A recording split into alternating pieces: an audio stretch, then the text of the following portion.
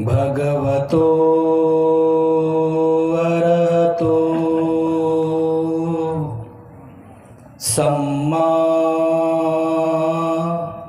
संबुद्धस्स।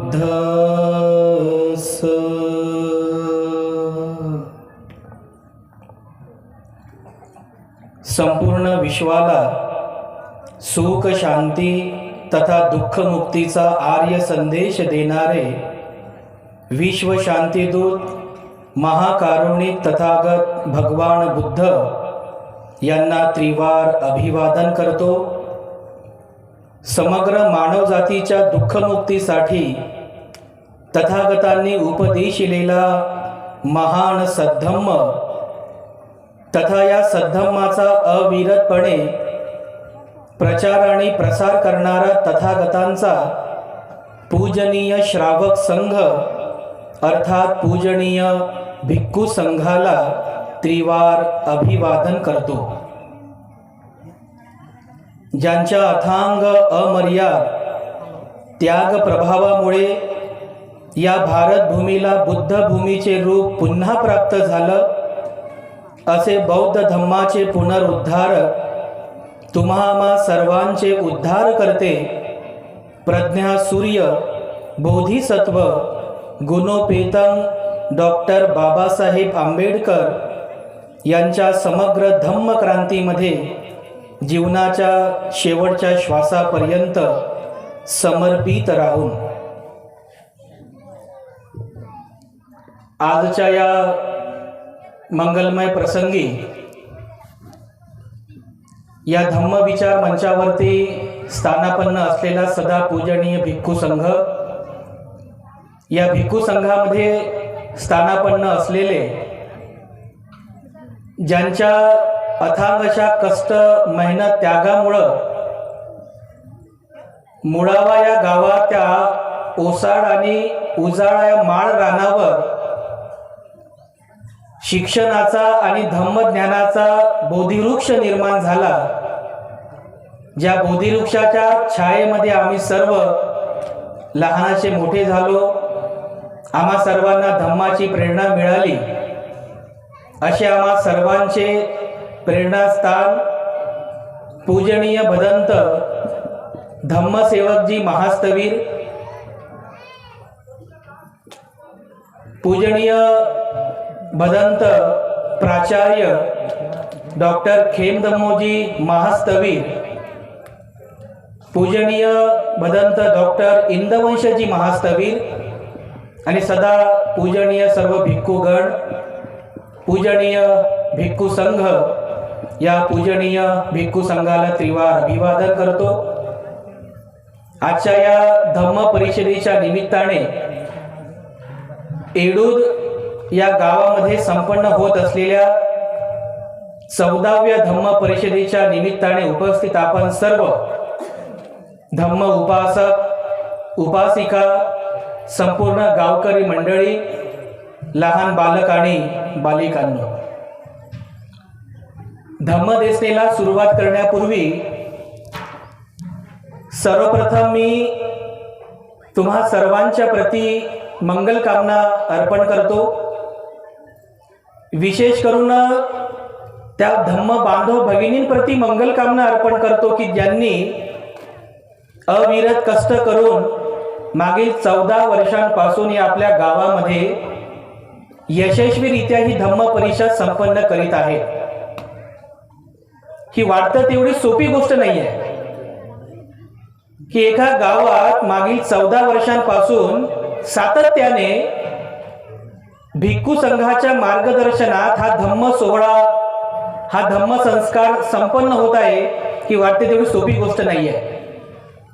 त्यामुळे ज्यांनी ज्यांनी तन मन धन अर्पण करून ही 14वी धम्म परिषद आपल्या गावामध्ये यशस्वीरित्या संपन्न करीत आहे, त्या सर्वांप्रती मी पुनश्च मंगल कामना अर्पण करतो.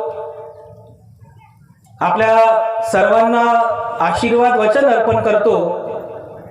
उपकार त्या महामानवाचे की ज्यांनी आपल्या सर्वांना बौद्ध बनवलं. काही दिवसांपूर्वीच 6 डिसेंबरला आपण डॉक्टर बाबासाहेब आंबेडकर यांचा महाप्रयाण दिन संपन्न केला. बाबासाहेब आंबेडकरांना आपल्यामधून जाऊन 66 वर्ष पूर्ण झाली.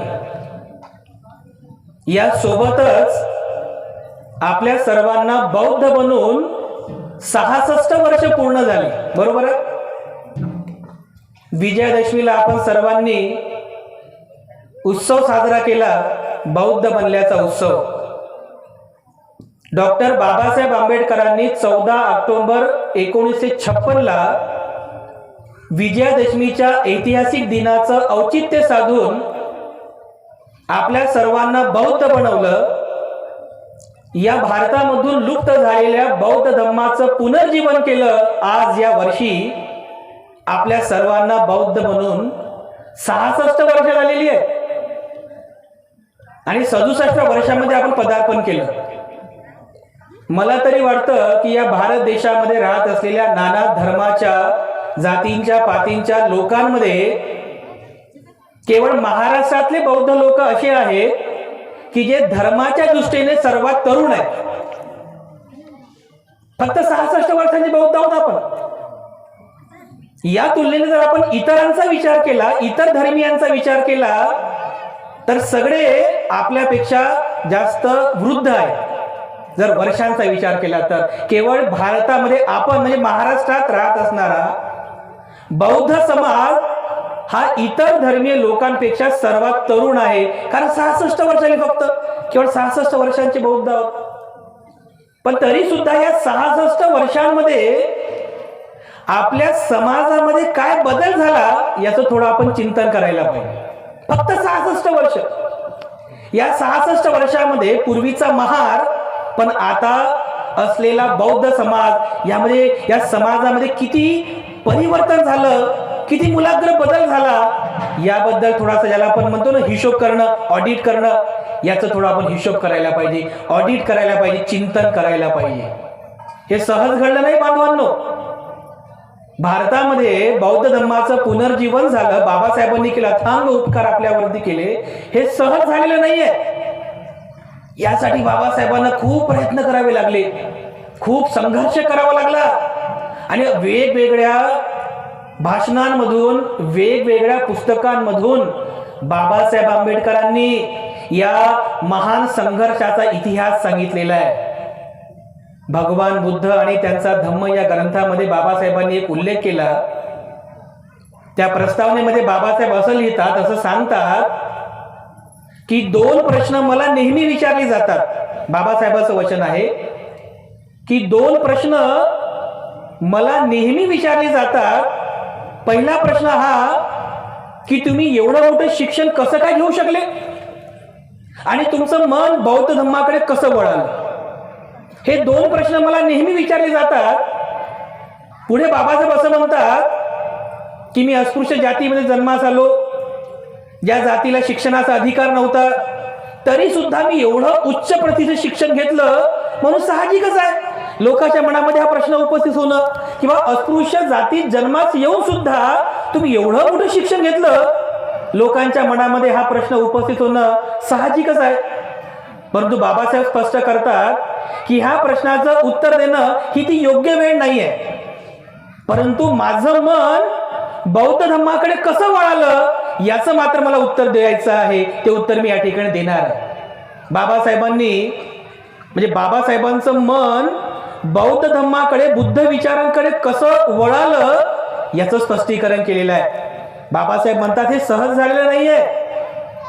माझं मन बुद्ध विचारांकडे वळालं यामागे एक पार्श्वभूमी आहे, सहज नाही, एक पार्श्वभूमी आहे. जेव्हा बाबासाहेब आंबेडकर मॅट्रिकची परीक्षा पास झाले होते, म्हणजे त्यावेळेस चौथा जो वर्ग होता त्याला मॅट्रिक म्हणायचे, तेव्हा मॅट्रिकची परीक्षा होती. जेव्हा बाबासाहेब आंबेडकर मॅट्रिकची परीक्षा पास झाले तर आपल्या समाजातील काही लोकांना असं वाटलं, अरे चला भिवा, पहिला विद्यार्थी आहे जो मॅट्रिकची परीक्षा पास झाला, अरे आपण त्याचा सत्कार केला पाहिजे. तर काही लोक, समाजातील काही बडे लोक बाबासाहेबांच्या पित्याने रामजी बाबांकडे गेले आणि बाबांना म्हणाले, रामजी बाबांना म्हणतात की रामजी बाबा, तुमचा मुलगा भिवा हुशार आहे, पहिला विद्यार्थी आहे समाजातला, जो मॅट्रिकची परीक्षा पास झाला, आम्ही असा विचार केला की त्याचा सन्मान करायचा, सत्कार करायचा. तर रामजी बाबा थोडे स्ट्रिक्ट होते, जरा कडक शिस्तीचे होते. त्यांनी म्हटलं, नाही नाही, असा सत्कार करायचा नाही. जर मुलांचा असा सत्कार करत गेलो तर मुलं त्या सत्कारामुळे अहमभावनेत जातात आणि त्यांचं मन मग अभ्यासात लागत नाही. नाही नाही, सत्कार करायचा नाही. लोक थोडे नाराज झाले. पण त्यावेळेस रामजी बाबांचे एक मित्र असलेले शिक्षक केळुस्कर गुरुजींनी पुढाकार घेतला आणि रामजी बाबांना पुन्हा विनंती केली की सत्कार करू द्या, यामुळे अहमभाव निर्माण होत नाही, उलट त्यांना प्रेरणा मिळते. तेव्हा रामजी बाबा तयार झाले आणि समाजातील काही बड्या लोकांनी भिवा म्हणजे बाबासाहेब आंबेडकरांचा मॅट्रिकची परीक्षा पास केल्यामुळे त्यांचा सत्कार केला. आणि त्या सत्कारामध्ये केळुस्कर गुरुजींनी बाबासाहेब आंबेडकरांना बुद्धाचे चरित्र नावाचा ग्रंथ दिला. जे बडोद्याचे महाराज होते सयाजीराव गायकवाड यांच्या ओरिएंटल सिरीजसाठी केळुस्कर गुरुजींनी बुद्धांचे चरित्र हा ग्रंथ लिहिला होता. आणि तोच ग्रंथ केळुस्कर गुरुजींनी त्या सत्कार समारंभामध्ये बाबासाहेब आंबेडकरांना दिला. तेव्हा पहिल्यांदा बाबासाहेबांच्या बालमनावर बुद्धाचा संस्कार पेरला गेला. जेव्हा बाबासाहेब आंबेडकरांनी त्या बालवयात बुद्धाचं चरित्र हा ग्रंथ वाचला, तेव्हा त्या ग्रंथ वाचल्यानंतर बाबासाहेबांच्या ज्या चिकित्सक बुद्धीमध्ये, त्या मनामध्ये अनेक प्रश्न उपस्थित झाले. बाबासाहेबांना वाटायचं, अरे माझ्या वडिलांनी मला कधीच बुद्धांचा विचार सांगितला नाही. म्हणजे रामजी बाबांनी माझ्या वडिलांनी कधीच बुद्धाचा विचार सांगितला नाही. नेहमी मला महाभारत, रामायण यांच्याच कथा सांगायचे, कृष्ण, द्रोण यांच्या कथा सांगायचे, तो भीष्म यांच्याच कथा सांगायचे. पण माझ्या वडिलांनी मला कधी बुद्धांचा विचार सांगितला नाही.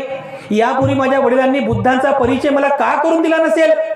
बाबासाहेबाच्या मनात, त्या बाल मनावर बघा की म्हणजे बाबासाहेब बाल वयात म्हणजे किती चिकित्सक होते, तर नेहमी त्यांच्या मनात हा प्रश्न उपस्थित व्हायचा, त्या वडिलांना विचारूया की तुम्ही मला बुद्धांचा परिचय का करून दिला नाही.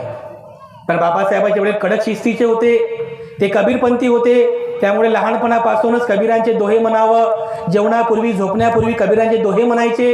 त्यामुळे नेहमी कबीरांच्या विचारांचा प्रभाव बाबासाहेबांच्या बालमनावरती होताच.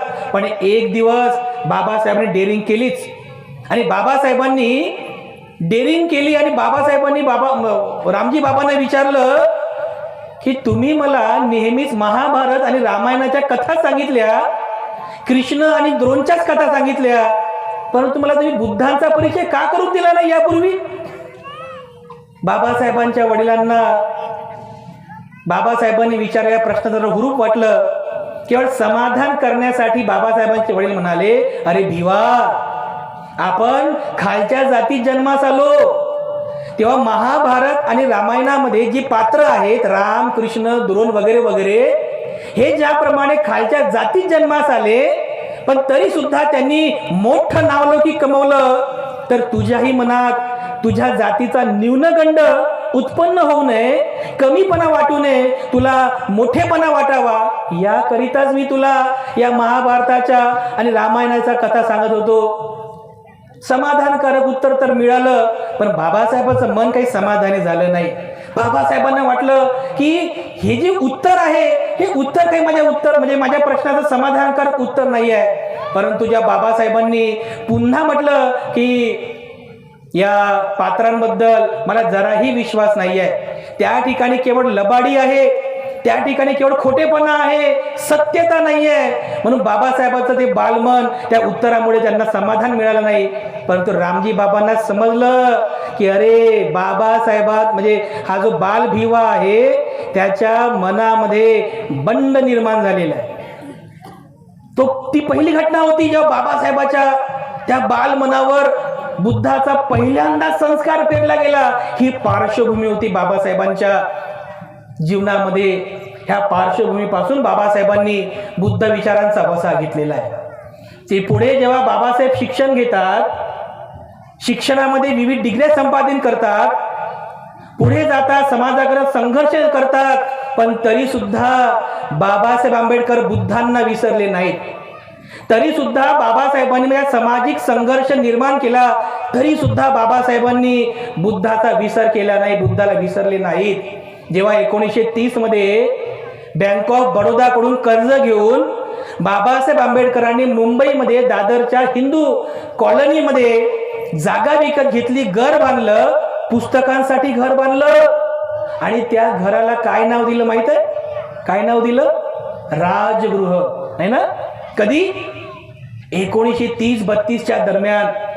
म्हणजे बाबासाहेबांनी संघर्ष निर्माण केला या समाजाला या गुलामीतून मुक्त करण्यासाठी, समता, स्वातंत्र्य, बंधुत्व, न्याय प्रस्थापित करण्यासाठी संघर्ष केला, पण बुद्धाला विसरले नाही. हे जिवंत उदाहरण बाबासाहेबांच्या जीवनातलं आहे. जीवनभरपर्यंत बाबासाहेबांनी केवळ बुद्ध विचारांचाच पुरस्कार केला. जीवनभरपर्यंत केवळ बुद्धांच्या विचारांचा पायीक होऊनच बाबासाहेबांनी आपलं जीवन व्यतीत केलेलं आहे. कधीही कोणाचा द्वेष केला नाही. संघर्ष केला पण द्वेष केला नाही.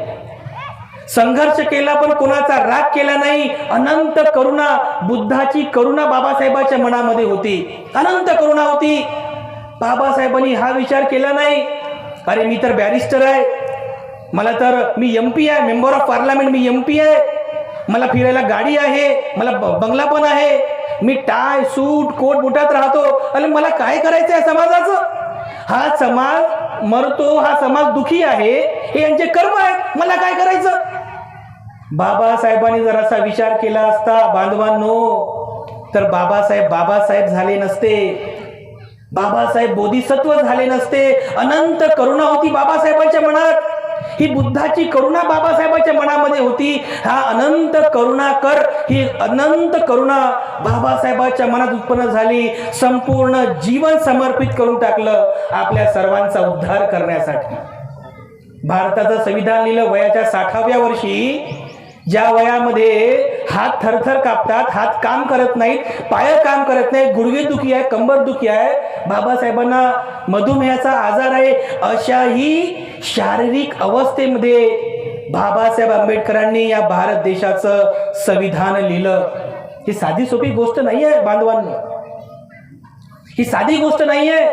अनंत करुणा बाबासाहेब मनामध्ये होती आणि म्हणून बाबासाहेबांनी वयाचा आणि आपल्या शरीराचा जराही विचार न करता आपल्या सर्वांचा उद्धार केला. या भारताचं संविधान दिलं आणि सरते शेवटी 14 ऑक्टोबर 1956ला याच भारत भूमीमध्ये जन्मास आलेला परंतु लुप्त झालेला बौद्ध धम्म पुनर्जीवित केला. आपल्या सर्वांना बौद्ध बनवलं. जेव्हा बाबासाहेब बौद्ध होतात, बौद्ध धम्माची दीक्षा ग्रहण करतात आणि पत्रकारांसोबत चर्चा करीत असताना बाबासाहेब असं म्हणतात की आज मला असं वाटत आहे की एखाद्या गरम झालेल्या वाळवंटातून सुखद अशा सावलीमध्ये कोणीतरी यावं, तो जो अनुभव असतो अगदी त्याप्रमाणे मला आज वाटत आहे. बौद्ध धम्म स्वीकार केल्यानंतर आणि बाबासाहेबांनी ते वचन दिलं की जर मला पुन्हा आयुष्य लाभलं तर मी माझं संपूर्ण आयुष्य हा भारत बौद्धमय बनविल्याशिवाय राहणार नाही. ही बाबासाहेबांची ध्येयपूर्ती होती, बाबासाहेबांचा संकल्प होता. जर मला पुन्हा आयुष्य लाभलं तर संपूर्ण भारत बौद्धमय केल्याशिवाय मी राहणार नाही. बाबासाहेबांचं स्वप्न नव्हतं बांधवांनो, कारण झोपलेले लोक स्वप्न पाहतात. बाबासाहेबांचा संकल्प होता, वज्र संकल्प होता की बाबासाहेबांना हा भारत बौद्धमय बनवायचा होता. मग जेव्हा काही विचारवंतांनी पुढे येऊन बाबासाहेबांच्या संकल्पनेतील बौद्धमय भारत आपापल्या पद्धतीने सांगायला सुरुवात केली तर लोकांना विचित्र वाटलं.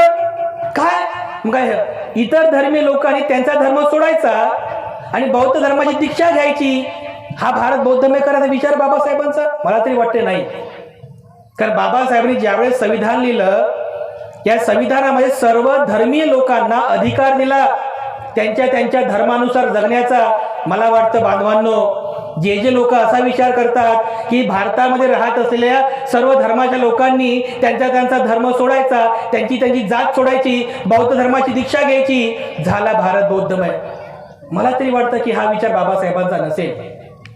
या भारतामध्ये नाना धर्माचे लोक राहतात, नाना जातीचे पातीचे लोक राहतात. मग बाबासाहेबांच्या विचारातील बौद्धमय भारत निर्माण करायचा, तर बाबासाहेबांच्या विचारातला बौद्धमय भारत नेमका काय आहे, कसा आहे, हे सुद्धा आपण समजून घेतलं पाहिजे. की बाबासाहेबांना भारत बौद्धमय करायचा आहे, तर हा बौद्धमय भारत कोणता असला पाहिजे, हा बौद्धमय भारत कसा असला पाहिजे, हे स्वतः बाबासाहेब आंबेडकर सांगतात भारताच्या संविधानातून. की ज्या मानव जातीमध्ये समता आहे, स्वातंत्र्य आहे, बंधुत्व आहे, न्याय आहे, कोणता जाती भेद नाही आहे, कोणती जातीवादाची व्यवस्था नाही आहे, त्या ठिकाणी खऱ्या अर्थाने बुद्धांचा विचार आहे. कारण बुद्धांचा विचार दुसरा तिसरा काही नसून समता हा बुद्धांचा विचार आहे, बंधुत्व हा बुद्धांचा विचार आहे, अरे करुणा सद्भावना हा बुद्धांचा विचार आहे. आणि ज्या समाजामध्ये ही विचारधारा आहे, या विचारधारेवर प्रतिष्ठित असलेला समाज खऱ्या अर्थाने बुद्ध विचारांचा समाज आहे, हे बाबासाहेबांनी ठिकठिकाणी सांगितलेलं आहे. आणि भारताच्या संविधानामधून बुद्धांचं तत्व बाबासाहेबांनी या भारत भूमीमध्ये पेरलं. भारताचं संविधानच खऱ्या अर्थाने बुद्धांचा विचार आहे. भारताचं संविधान खऱ्या अर्थाने बौद्ध धम्म आहे, हे आपण खूप चांगल्या प्रकारे जाणलं पाहिजे. कारण केवळ बौद्ध धम्माची दीक्षा घेतल्यानंतरच माणूस बौद्ध होतो असं नाहीये. बुद्धाचा विचार स्वीकार करून बुद्धाने सांगितलेल्या धम्म मार्गाचं आचरण करणारा, शील पालन करणारा, बंधुत्व प्रेम आणि सद्भावनेने राहणारा व्यक्ती सुद्धा हा बौद्ध व्यक्ती आहे.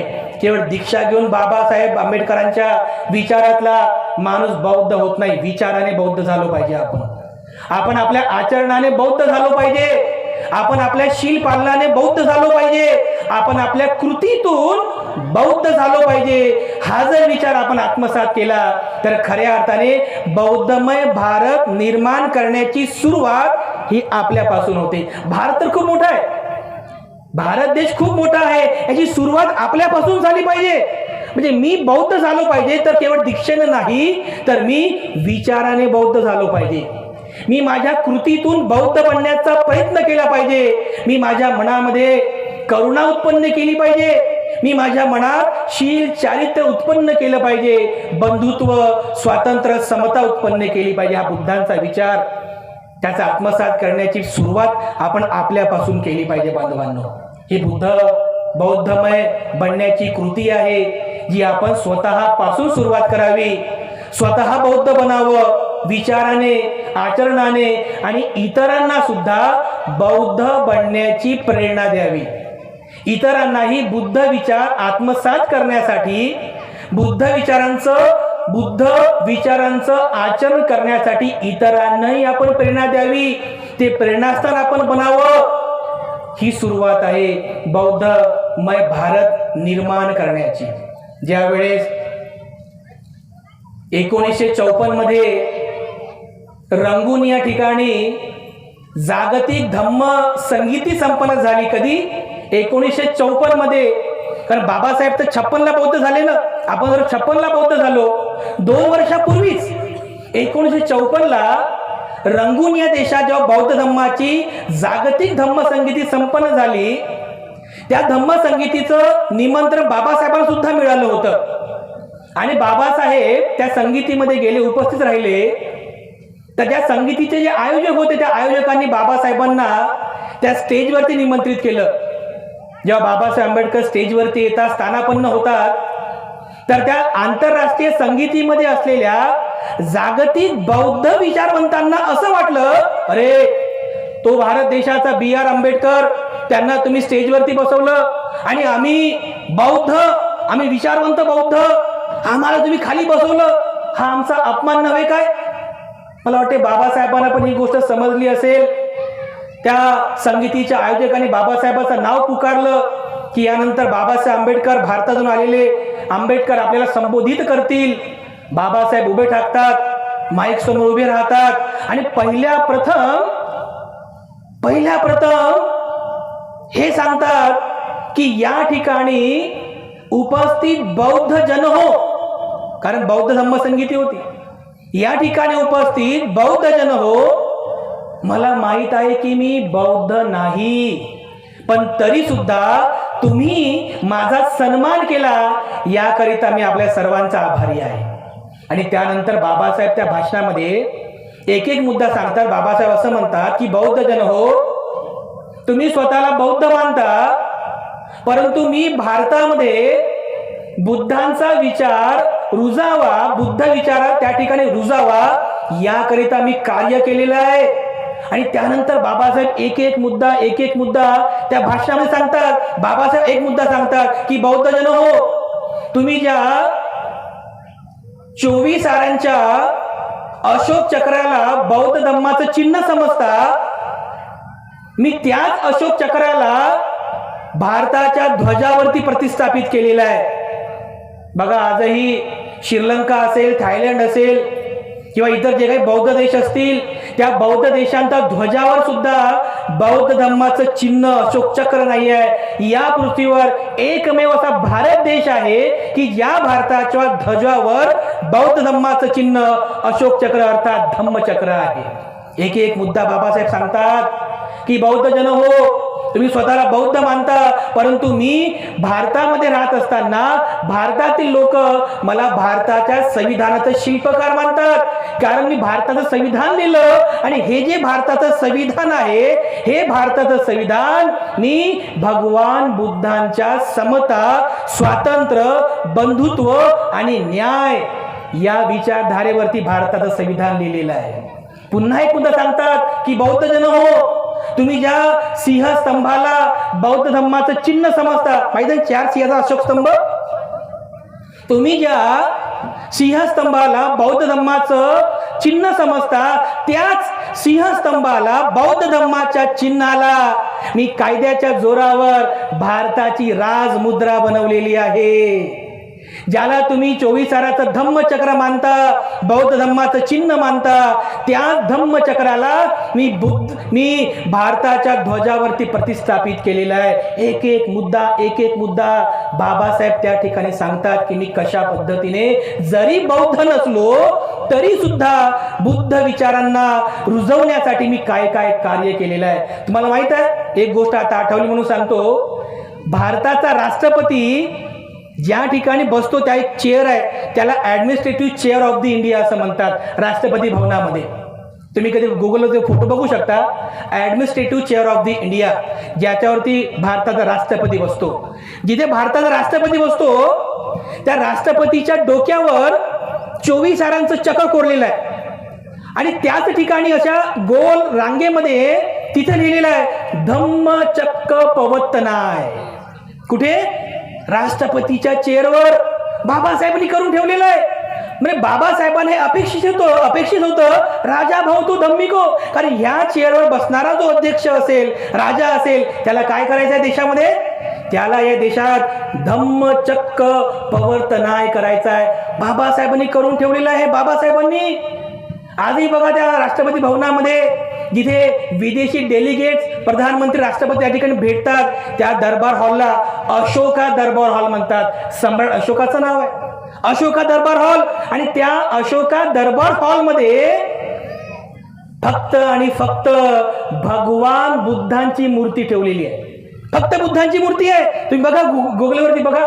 आणि त्या बुद्ध मूर्तीपुढे उभं राहून भारतातले सगळे राजनेते, सगळे त्या ठिकाणी विदेशी डेलिगेट्सला भेटतात. अरे बाबासाहेब सगळं करून ठेवलेलं आहे. अशोका दरबार हॉल, बुद्धांची मूर्ती. बाबासाहेब जेव्हा एक एक मुद्दा त्या ठिकाणी स्पष्ट करतात आणि सर ते शेवटी म्हणतात की सांगा बौद्ध जन हो, मी बौद्ध नव्हे काय? सांगा बौद्ध जन हो, मी बौद्ध नव्हे काय? जेव्हा त्या धम्मसंगीतीमध्ये बसलेल्या, उपस्थित असलेल्या त्या हजारो बौद्ध लोकांना हा प्रश्न पडला की आम्ही तर केवळ दीक्षा घेऊन बौद्ध झालो, केवळ म्हणण्यापुरते बौद्ध झालो. अरे पण हा एक व्यक्ती आहे, डॉक्टर B.R. आंबेडकर, जरी दीक्षा घेऊन बौद्ध नसेल, पण त्यांनी खऱ्या अर्थाने या भारतामध्ये बुद्धांचा विचार रुजवण्यासाठी कार्य केलेलं आहे. अरे खऱ्या अर्थाने प्रॅक्टिकली याने काम केलेलं आहे. He is the best Buddhist, he is the real Buddhist. आणि सगळे लोक उभे होतात, टाळ्यांचा गडगडाट करतात आणि बाबासाहेबाचा सन्मान करतात. कशासाठी? खऱ्या अर्थाने बाबासाहेबांनी बुद्धांचा विचार रुजवला या भारतामध्ये. आपल्याला फक्त आचरण करण्याची गरज आहे. 1950लाच भारत बौद्धमय झाला. बाबासाहेबांनी सगळं करून ठेवलेलं आहे. आजही बघा, जर काही घरावर 24 सरांचं चक्र जर आपण पाहिलं, काय म्हणतो आपण? अरे हे बुद्धांच्या माणसाचं घर आहे म्हणतो की नाही? असं आहे की नाही? म्हणतो की नाही? बरोबर आहे. अरे बाबासाहेबांनी सगळं करून ठेवलेलं आहे. भारत बौद्धमय झाला. अरे फक्त आपल्याला आचरण करण्याची गरज आहे. बाबासाहेबांनी दीक्षा घेण्याच्या अगोदरच प्रत्यक्ष कृतीतून हे सिद्ध करून दाखवलेलं आहे. जेव्हा 14 ऑक्टोबर 1956ला बौद्ध धम्माचा दीक्षा समारंभ झाला, अगदी एक दिवसापूर्वी म्हणजे 13 ऑक्टोबर 1956ला ज्यावेळेस श्याम हॉटेलमध्ये बाबासाहेब थांबलेले असतात, वामन गोडबोले आणि सहकारी जेव्हा बाबासाहेबांना सायंकाळी भेटण्यासाठी जातात उद्याच्या दीक्षा समारंभाचं सांगण्यासाठी, तेव्हा वामन गोडबोले बाबासाहेबांना म्हणतात की बाबासाहेब, आपण सायंकाळी काही खाणार का? माहित आहे बाबासाहेब काय म्हणतात?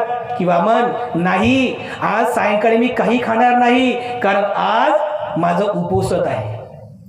आज मी सायंकाळी काही खाणार नाही, आज माझं उपोषण आहे. म्हणजे बाबासाहेब आंबेडकरांनी दीक्षा घेण्याच्या अगदी एक दिवस अगोदर उपोषण व्रताचं पालन केलं आणि स्वतःचं केलं, पण त्यांच्या पत्नी शारदा यांना सुद्धा उपवासाचं पालन करायला लावलं. बाबासाहेबांनी प्रॅक्टिकल आचरण केलेलं आहे. मग आपण कसं काय म्हणू शकतो की बाबासाहेब आंबेडकर 14 ऑक्टोबरला बौद्ध झाले? नाही, बाबासाहेब हे बुद्ध विचारांचे होते. बाबासाहेब हे बौद्ध ऑलरेडी होते. एक फॉर्मॅलिटीज आहे की दीक्षा घेणं गरजेचं आहे, ह्या फॉर्मॅलिटी मधून बाबासाहेब गेले. परंतु बाबासाहेब खऱ्या अर्थाने विचारांचे बौद्ध होते, आचरणाचे बौद्ध होते. असे बौद्ध आपल्या सर्वांना बनायचं आहे. आपण सर्वांनी या विचारधारेला स्वीकार करावं, बुद्ध विचारांचा स्वीकार करावा आणि आचरणामधून स्वतःला बौद्ध म्हणून सिद्ध करण्यासाठी आपण पुढाकार घ्यावा. आपण सर्वांनी हा विचार आत्मसात करावा. बुद्ध विचारांना खूप चांगल्या प्रकारे समजून घ्यावं, त्याला आत्मसात करावं आणि आपल्या दैनंदिन जीवनामध्ये त्याचं खूप चांगल्या प्रकारे आचरण करावं. बौद्ध बनण्याचा आपण सर्वांनी संकल्प करावा. एवढं बोलून मी या ठिकाणी थांबतो. पूजनीय बदंत धम्मसेवकजी महास्तवीर यांची ही धम्मदेशना आपल्या सर्वांना ऐकायची आहे. मी पुनश्च एकदा पूजनीय बदंत आणि संपूर्ण पूज्य भिक्खू संघाला या ठिकाणी त्रिवार अभिवादन करतो. अधिक न बोलता या ठिकाणी थांबतो. सर्व उपासक उपासिकांप्रती अनंत मंगलकामना अर्पण करून या ठिकाणी थांबतो.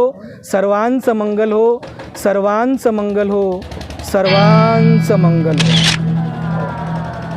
साधु साधु साधु.